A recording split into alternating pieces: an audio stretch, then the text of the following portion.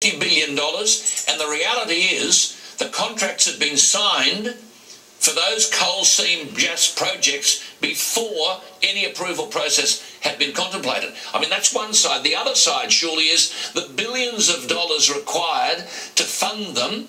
Now, if the government is involved in any of this and there are third parties involved in raising money, shouldn't there be some scrutiny as to who the beneficiaries of that process are? Of course there's got to be scrutiny. Alan, this was completely all wrong. The sort of everything from the environmental standards requests and studies that would have to be done were all bypassed. People were stood over. Things were rammed through. Meetings were held in the middle of the night. Executives from different companies and some of these major companies that had bought out Australian-based companies had stuff rammed through. And it gets worse because do you know what the current gas price is today and the spot gas price? It's zero. They're flaring it off. Yeah. These people went like crazy to go and sign up contracts, literally denude the country, destroy a lot of land, destroy the capacity of good agricultural land to produce food in this obscene haste to build gas fields and then deprive the residential and domestic onshore people of gas, and now they're having to flare it off. These people were not just stupid and in reckless haste, they literally overtook a government and a government just caved into them. And this government is currently still in charge here in Queensland. That's the worst part. Kristina, I just made the point, I'd like your comment.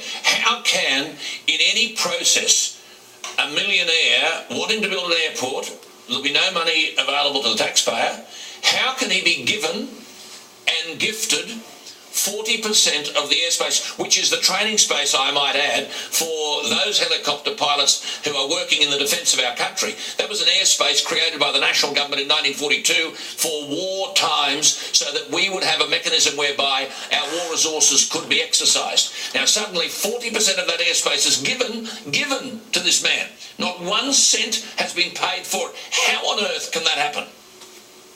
Well, it's an insanity, isn't it? Because it's occurring at a time when there's a major security problem going on in the world, and also in Australia, where we had a massive lockdown here the other day in Brisbane after a bag was found in a building, and certainly all sorts of other terrible things that were starting to occur down south. This is our major helicopter, both training and service facility. It's close to Amberley, which is our major northern air base, and it is close for a variety of reasons, including that's where they do the technological stuff to do with weapons and all that sort of stuff. The whole idea that we don't need this base and all of a sudden we need to be able to ship in things to this well-camped Brisbane West Airport and give them 40% of our airport and not go through any approval standards or anything is an insanity. It is stupid, and people need to say to themselves, this is the kind of recklessness that's associated with this government over and over. It's a recurring error of behaviour. Now, Mr. Douglas, you actually resigned from the LNP initially because of concerns about, or actually what you say a false statement made about you, that you wish to stand down as the chair of the State Parliament Ethics Committee. And you say the LNP wanted you moved because they didn't like the questions you were asking and they had major trouble with honesty and ethics in their government. Do you expect questions about that particular episode to be part of this inquiry? Well, I'd like that to come up, Kristina. It's a very good question. I'd like to tell you what the issues were. There were some things that were stated in the press about what some of those matters were.